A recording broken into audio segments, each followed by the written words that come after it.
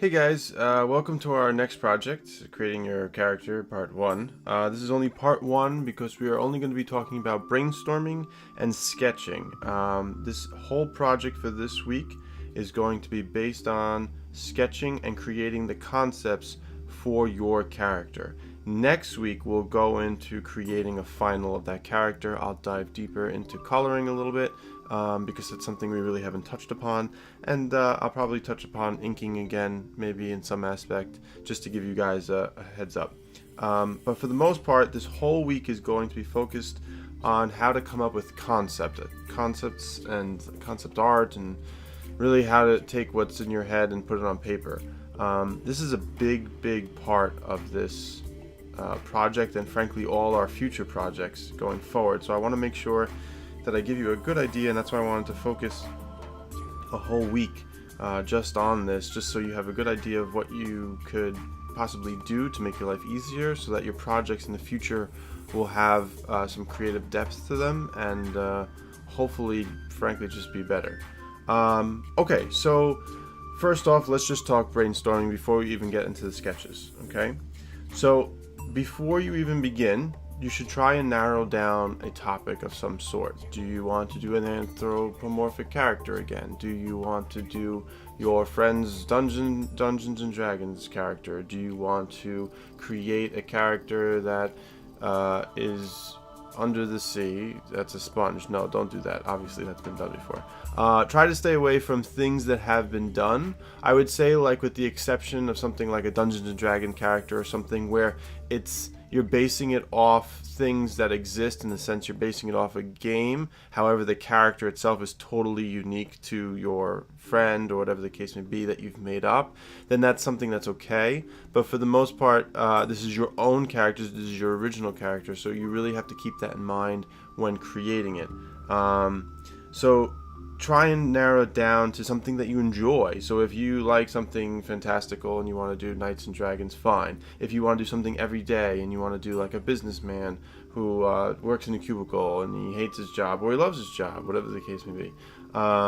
Maybe you want to do a hairdresser, or you want to do a taxi driver, or anything you could possibly think of. Anything that relates to you, because I think if it relates to you and something that you enjoy doing, one, you'll have fun doing it, and two, you'll actually be able to find things that might make that character funnier and more relatable because you experience it in your everyday life. Alright, so some things to ask. Try and think about this character once you have narrowed it down. So let's say you're doing a taxi driver or something like that. Try and keep your answer to all these questions in relation to that scenario, okay? But for yourself too, what are you looking your character to have, right? So if you're doing a taxi driver, let's revert back to that for now, okay? Where does your character live? Is it in Manhattan? Is it in Chicago? Is it in London? Is it in China? Where does this character live, okay? What is their profession? So if we decided that we want to do a taxi driver, that's already covered, right? What is the climate that they live in, okay? Is it cold, right? Is it some absurd scenario where there actually is a Yeti taxi driver and they drive other Yetis around in the Himalayas? I don't know. It could be something as absurd as that. Try and be original about it. It doesn't have to be quite literal, right? Who are they friends with, right? So if it's a Yeti taxi driver, are they friends with the abominable snowman? You know, things like that. What do they wear? Okay, if it's cold, they might be wearing cold stuff. If it's warm and they drive on the beach, then they might be wearing, obviously, tank tops, right? What do they eat? Okay, so that might be something scenario if your character really loves pasta, right? You have characters, if you think of classical characters like Garfield, right? The lasagna was like a part of his character, right? This is a character-driven thing. He always had lasagna. What is their favorite pastime? Garfield would sit around and do nothing, frankly, or pester everyone around him. That was his favorite pastime, right? Or if you have a Yeti taxi driver, is his favorite pastime skiing with the abominable snowman? I don't know. Okay. What would make it funny or ironic? Again, if you have a Yeti driving a taxi, that's pretty funny to begin with, but, you know, take it from there and see what else you can think of that could be totally absurd. Okay, and what is their personality? Is this an angry Yeti? Is this a happy Yeti? Things like that. You have to try and place yourself in, I guess, in their shoes, and how do you want this character to behave? Okay, literally write down any and everything you can think of. It should be absurd how much stuff you're writing down, to the point where some stuff is so ridiculous that you would never even use it. It doesn't matter. Just write it down, because it could spark another thought that would lead to another thought that would lead to another thought. Okay. And once you have it all written down, start sketching. And sketch everything, even stuff that you would absolutely hate. Okay? The character that I'm actually going to be doing for the demo here is actually a character that I've made up totally for the most part. It's my friend's Dungeons & Dragons character. He asked me as a favor to do a drawing for him. And what he did is he gave me basically a couple of guidelines saying that he was looking to have the character have a beard. He was looking to have the character have a certain like silver skin, and he was this type of race that was like half angel, half human. It was actually a lot of fun to do, and I think it was a good example for this project because it's based off stuff that you can find online, in the sense that like he was basing this character's I guess race and powers off of the game. However, how they looked and how they acted and all were totally made up by me with just following a few guidelines.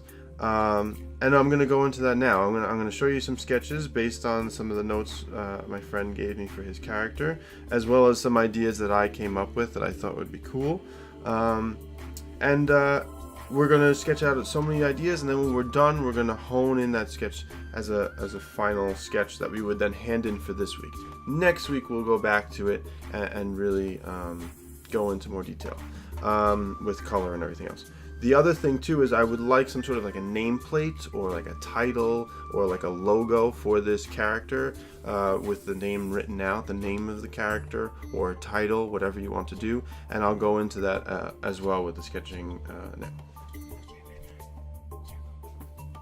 Okay, so I have my notes here taped to my piece of paper. I am drawing on the computer, as you can see, just to expedite the process of drawing examples for you guys. But obviously you should be doing this in pencil on a piece of paper and then inking it afterwards for later on. But for this project, for our first one, we're just focusing on drawing and sketching. So I have my notes. If you've written them down on a piece of paper, if you've written them down or typed them up on the computer, great, print them out. If you need to, look at them on an iPad, I don't care. Use your phone, whatever the case may be. But you should have your notes clearly within eyeshot of your drawing. And then start drawing. I would start off with facial expressions, different facial structures, different basically body types, and different ways to kind of create a character that would most define the basics of what you're looking for. So here I have the notes that my friend gave me in regards to what he was looking for. He's looking for him to be, like I said earlier, like a half angel kind of character, and he wanted a beard, and he wanted like this reddish brown hair, which is similar to his hair, things like that. So I obviously exaggerated certain things. He said he wanted the beard to be clean cut, so I tried to maintain that, but I also did some that weren't clean cut, just so he could see and I could see how it looks, because you never know. Sometimes if it's something you're not looking for at all, but you see something, you're like, wow, that's really cool, I want to incorporate that into something else. So I'm doing a bunch of sketches here, and it's pretty straightforward. I'm probably going to talk periodically throughout, but I'm using my structural lines first, which we talked about prior. And if you ever need to refer back to those handouts I gave you in the earlier folders, please do so. There are handouts in this week's folder that I really want you to read, a couple of chapters from Cartooning Book that really dives into abstracting the human form and structural lines for cartoons. I also uploaded the structural lines and the designs from a bunch of different movies, including Paranorman, Brave, and a couple others. I think Little Mermaid might even be in there. But please take a look at those, because you can see how the structure is created, like I'm doing here. Once your structure is created, then you can go over it with a darker pencil, like I'm doing right now with this character as well. And as you do that darker pencil, you might see things that you didn't notice in your structural lines before that kind of give guys or allude to adding and abstracting different things about the face. So take advantage of that, and look for these we call them in art like happy accidents, when something happens and you screwed up, but in turn it actually made something creative kind of pop in your head and be like, oh, that's really cool. I'm going to try and go with that accident so that it actually turns into something positive for my work of art. Okay. So I've drawn one beard, which is absurdly long, and I'm now drawing the others. I'm going to sketch it out. This one, obviously, with very bushy eyebrows, over exaggerating those to the point where you can't even see his eyes. Obviously, not the one I wound up going with, but nonetheless, I thought it was a good idea to try it. His beard is also very minimal, I guess you could say. His ears are a little bit more sticking out than the other two that I've drawn so far. And I even throw in the little piece of wheat just to change things up and see what it looks like. Like I said, it's not necessarily the one I want to or want to go with, but I want to try different things to ensure that I've covered every basis and I didn't miss anything, and I didn't, I wish I thought of that, earlier. Also, too, I have 3 individuals who are fairly skinny, so I want to try someone who is a little bit heavier in their body structure and see what that looks like. Maybe it might be more entertaining. It might be funny. Maybe it's more apropos to what his character does. Maybe it's more monk-like, you know what I'm saying? So it could also be like, what is that character about? It doesn't have to always be funny or ironic. It could just quite simply fit that character's personality, right? So things like that.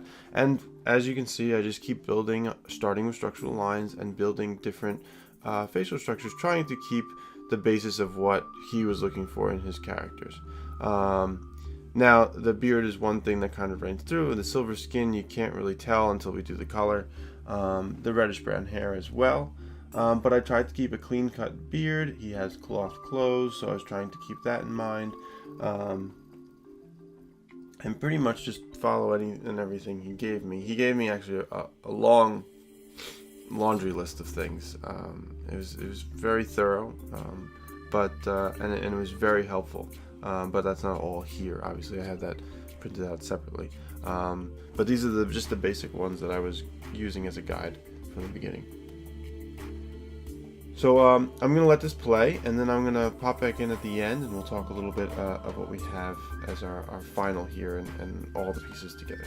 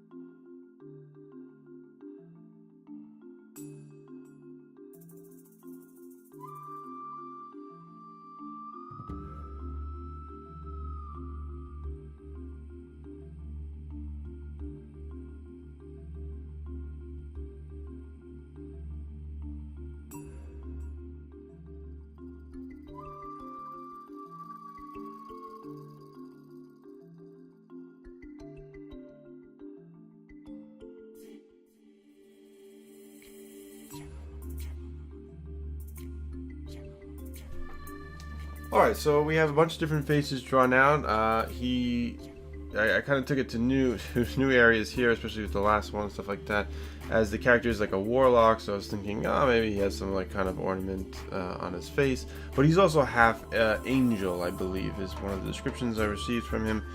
So I was trying to also show how some of my characters could be angels, and also show like one with the skull and the horns is like the polar opposite, right? So like it's like the fallen angel almost. So like what are the different scenarios we can follow and explore with that? So it doesn't always have to be totally legitimate in the sense that you're following to the T what your original idea was. Sometimes doing the opposite of the idea, like I said earlier, sparks ideas for new things, right? So then we have the wings, and I was like, oh, after drawing the horns, I was like, what about the halo? And I added the halo to the other character. So different things like that will help get you to the finalization of these characters. Now I'm just sketching here just some final poses that I was going to do with some faces, but at this point too I realized that it was getting kind of redundant. We'll focus more on the different facial expressions next week when we do our character sheet. So the last part that I wanted to talk to you about is your nameplate, or your logo for the name, or whatever you want to call it. But come up with a name or a title for your character. It doesn't have to be an actual name, it can be a title as well. And sketch it out. You can, if you have access to a computer, I don't mind if you use like a font and trace it or something like that. That's fine. Try and make it neat though, and try and be unique. I'd actually rather it be hand done and be like totally original, in the sense that you take your time making the nameplate so that it relates to the character and what they do. I'm actually going to go into this in another video right after this, on the same video, just a different cut. I'm going to go into creating the nameplate for this character, where I wanted to create a nameplate that kind of embodied the half angel, half human aspect, as well as the, I guess, fantasy aspect of this whole project.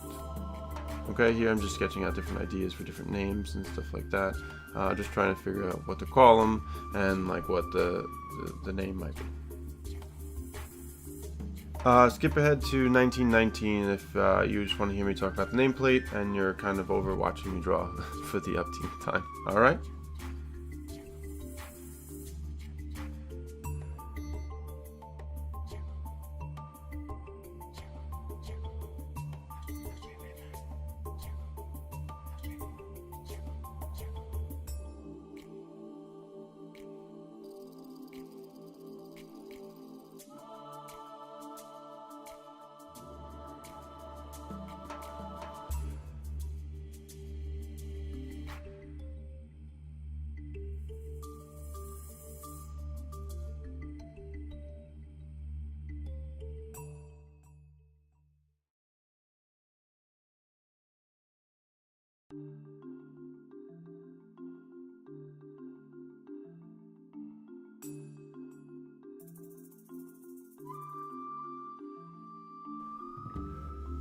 Okay, so once you have your character sketched out and you have a full body drawing of them, which is our final goal, so you see a piece of mine here, you can put the nameplate on top. So I've typed it out here with a font that I kind of liked. I'm kind of using it as my inspiration here, and I'm slowly sketching out the nameplate. So this is exactly what I'm looking for.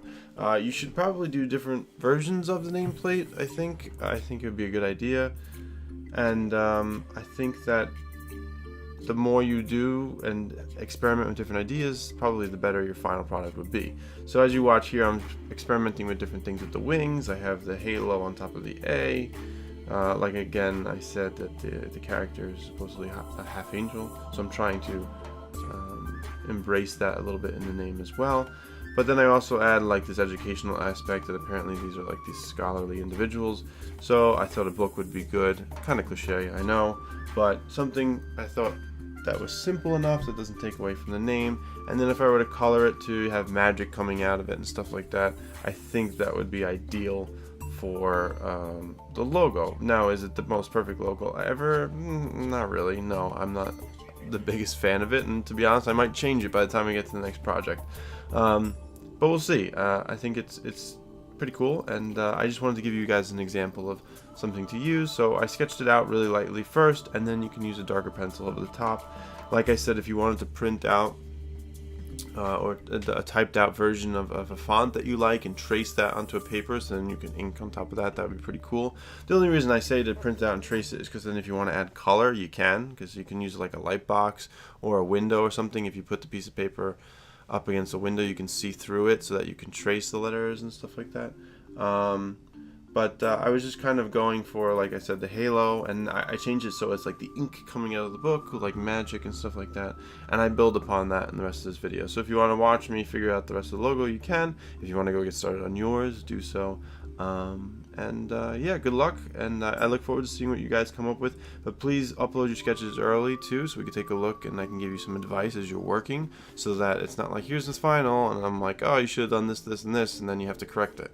If you upload the sketches earlier, like before Wednesday or around Wednesday or so, I'll be checking, and then I can take a look and give you some advice so that you have at least probably like Thursday, Friday, or at the very worst case scenario, Friday, Saturday, Sunday to finish them up. And then next week we'll dive into coloring and to working up these characters and the character page and how they look and everything else that you would need for it. Alright, I look forward to seeing these finished, and good luck.